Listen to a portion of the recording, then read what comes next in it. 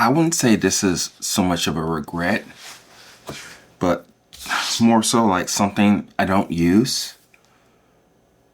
And this is still going on the same series or idea of like things I don't recommend for various reasons. And this one right here is no exception to this rule. This is the Fellow Stag XL. They do have a version that is half the size of this, but this is a device that I don't use much. It comes with a cup, drip cup right here, and I want to just explain a couple things with you. Why I don't use it, why I don't recommend it, other things that I think that are better that you can use instead. So let's talk about the good stuff. Oh yeah, this also came with it too.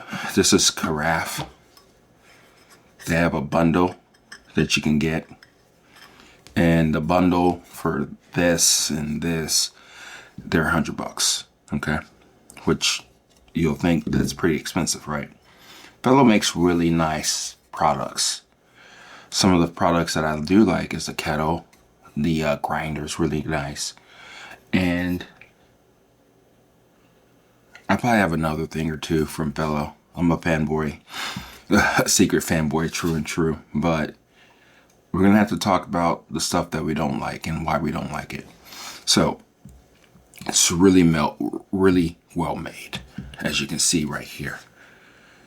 This actually fits perfectly up top, as you can see that I'm demonstrating on the camera, and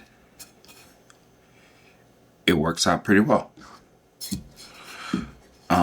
The construction is really impeccable. You can see the quality of the coating, and this is a stainless steel type of device, okay? We'll talk about that as being one of the drawbacks. Actually, it has plenty of holes, very small holes. I like that part. I don't know why you need 1, 2, 3, 4, 5, 6, 7, 8, 9, 10 small holes. But whatever. That's just the way that they designed this device to work. No matter what you do, for the most part, with a brewer, it's gonna work well, okay? So, nicely built. I understand this, but I don't really use this in execution. Not as much. And that's the device. That's what you get out the box. You do get a couple of filters. So let's talk about the things that I don't like about it. By itself, it's $70, okay? $70 for a stainless steel coffee brewer, okay? That's a lot of money for what it does. Heat retention, yes, it does have that. It does have great heat retention. That's what you want. I haven't really have a big problem whatsoever whenever I actually brew a cup of coffee from plastic brewers with heat retention. Do I taste a difference from time to time? Sure. But is it that big of a difference to where that's what I need and want every time? No. So sometimes I think that the stainless steel kind of leaks through. Kind of reminds me of like when you have a what do they call those? They call it something, but it's like a cup that's stainless steel. To me, sometimes it kind of leaks through. I know this is kind of weird saying that, but I think it kind of feels like it leaks through to an extent, okay? The stainless steel type of taste, metallic taste that you get from, you know, carafes or cups that you have to go and you take with you in a car or something like that, okay? So that's one of the drawbacks to me. The other drawback, like I said, you don't really use this. Again, in hindsight, it makes a great idea. You put your brewer up top, and then you put it here. You let the rest of it cool down, right? So let's bring out another drawback. Here's the filters. The filters are massive. I got these not too recent ago. I think I may try to use some of these filters before I actually put this device up. And look how large these filters are. It's massive, right? Let's compare it to a regular size cone filter that you get from like a Kalita Wave or April Brewer, okay? Half the size, right? And you'll be thinking, okay, well, dummy, you got the XL. So you wanted a lot of coffee, right? Yeah, but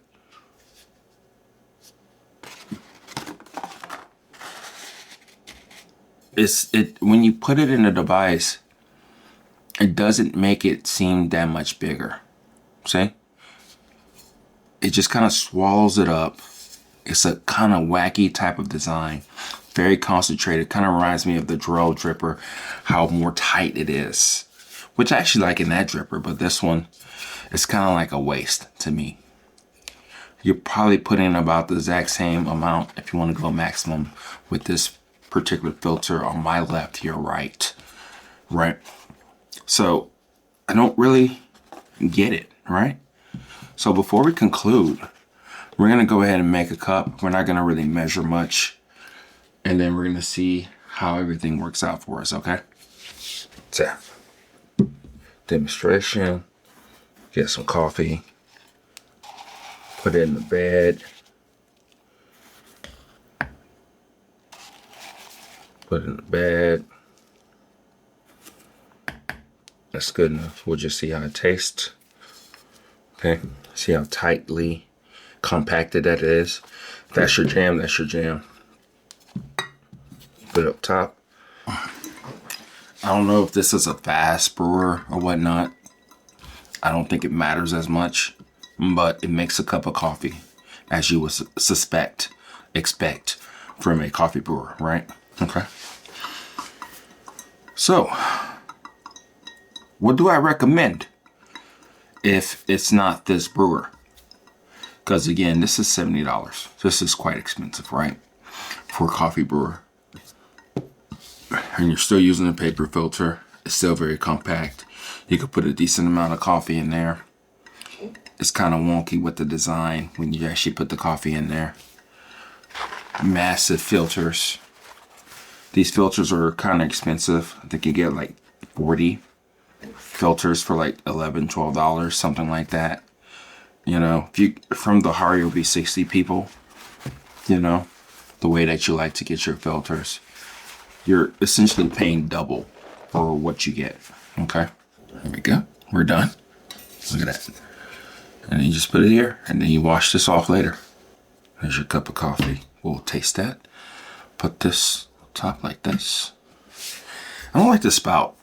It looks like a pelican or like a penguin type of spout. It works. It does a good job. I wish the spout represented more like what the kettle kind of does with the gooseneck. But it does work, but I just don't like the way it looks.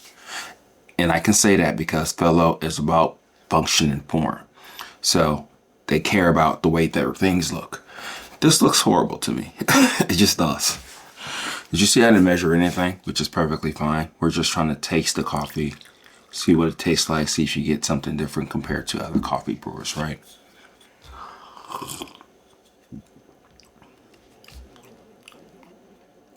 Tastes really good.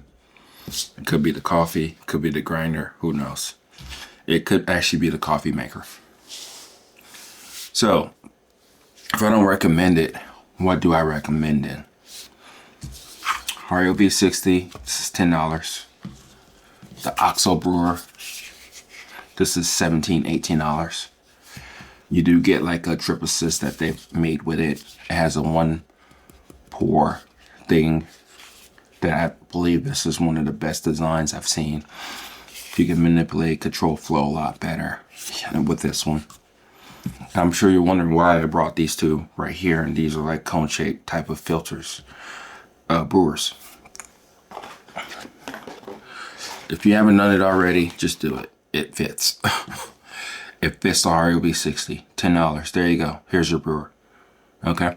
If you want to not deal with plastic, you can get a glass, not a glass, but a ceramic brewer for like $20 if that's what you want. Okay. Fits the same. Here's the heart or the OXO brewer. Fits perfectly fine. Okay. Talk like I don't have the ceramic brewer. But here it is. See? Same thing. Fits perfectly fine. If you want to spend a little bit more money, and it works fine.